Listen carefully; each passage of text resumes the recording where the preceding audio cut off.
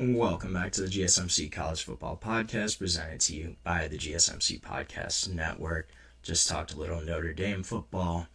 Gonna switch gears, talk some action, talk about the Akron Zips, the poor Akron Zips. Feel bad for them.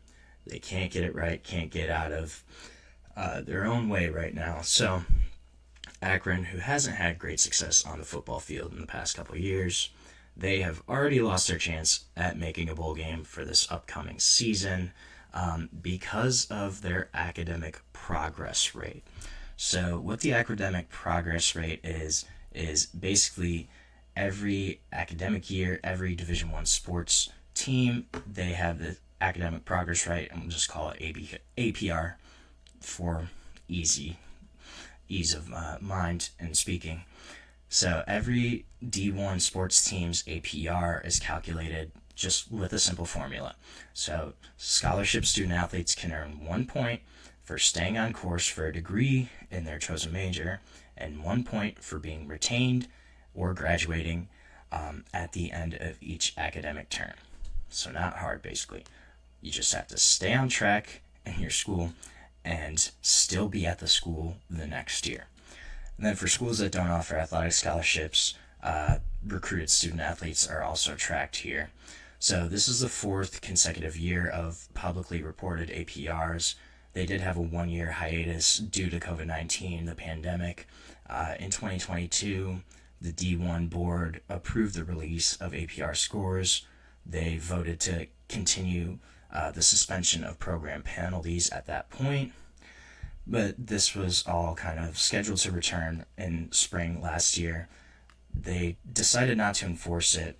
The loss of access to postseason competition for teams that scored lower than 930 last year. They offered kind of a conditional waiver due to the lingering impacts of the pandemic.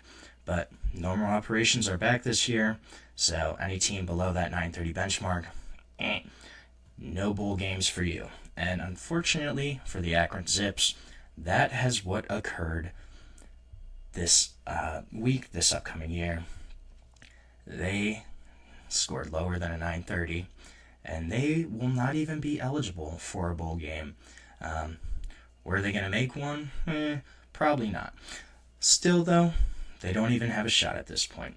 Their APR came in for the 23-24 academic year at 914 on Tuesday.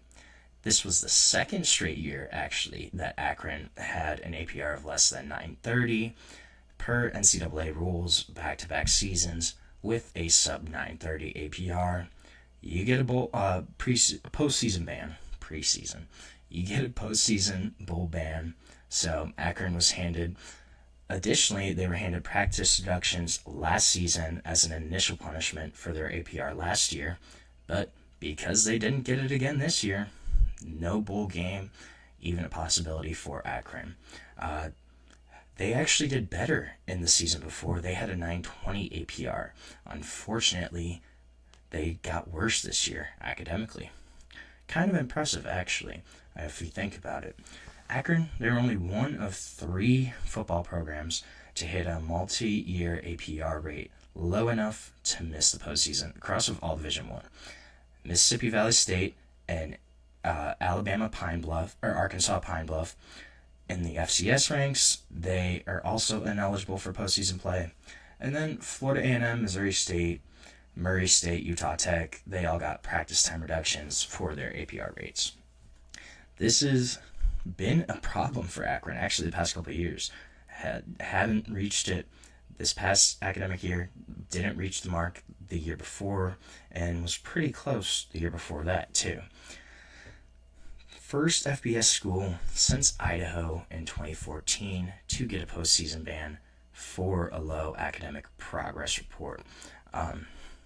But on the football field, let's be honest, this probably wasn't going to make a whole lot of difference for Akron's upcoming season. Akron has been really rough the past couple of years.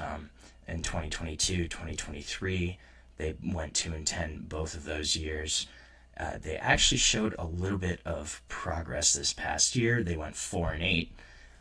Joe Moorhead's third season as a head coach. Joe Moorhead is a guy that actually was considered a really great hire for Akron, a guy that at one point had coached in Mississippi State, a guy coached in the SEC, coming back to the MAC. His wife's from around that area, so he had ties to the area. It made a lot of sense to go after Joe Moorhead for Akron to try to kind of revamp that program. But this is a team that hasn't had a winning season since 2015 when they went 8-5. Haven't been to a bowl game since 2017 when they went to the Boca Raton Bowl, finished 7-7 that season. So a program in Akron that, despite this ban, not really sure how much it would have affected Akron. I kind of feel bad for the Zips, honestly. They're in a tough spot in the MAC where the MAC, especially right now, if you're a really great player from the MAC, chances are you're going to transfer out after that really great season in the MAC. You look at guys like Curtis Rourke, who quarterbacked Indiana this past year. He was an Ohio University transfer. Kent State, the year they had 9 or 10 wins, they had like 15 of their 22 starters enter the portal. This is unfortunately going to happen in the MAC. So Akron, even if they didn't have a bowl ban, this was going to be a tough place to win, a tough season for them in general. Akron just also, I don't think, has a ton of talent compared to some of the other MAC programs. There are definitely MAC programs right now that have kind of leaped over them. You look at even the ones in Ohio, right? OU has been better. Kent State has been better the past couple years. Toledo hasn't been bad. Bowling Green now has hired Eddie George and brought in Drew Pine, who has been to like 4 different schools, but an experienced Power 4 starting quarterback. This is a team that was going to have a rough year anyways, but the fact that they have this bowl ban is just really unfortunate. Akron is also in a tough financial spot where they built a brand new football stadium 5-10 years ago probably, but the issue is nobody goes to the games. When you have attendance of 5,000 to 10,000 in a much greater capacity stadium, that's not going to help your bottom line financially, and I'm sure it's all just kind of compounding, right? But when you can't help yourself in the classroom, it's obviously not going to go well for you on the field as well. The fact that they got 2 straight years of this low APR, it's kind of really showcased that this is not a great program right now. Program in flux. Feel bad for the Zips because there is potential for them to be a decent MAC team. Especially, I think Joe Moorhead is a solid coach. It's just there's been a lot of different circumstances at Akron, right? With the portal, with funds, with NIL, stuff like that. The stadium renovation. There's been a lot of different factors that have kind of all contributed to Akron's poor performance. But a school that, unfortunately, they're not even going to get a chance to compete for a bowl game this year. Hopefully, they get their APR up this next academic year so that they can be eligible in 2026 and potentially maybe come back up on the upswing. We'll see. The MAC is crazy. That's why we love MACtion. One of my favorite conferences to watch for sure. So we're going to take another short break on the show.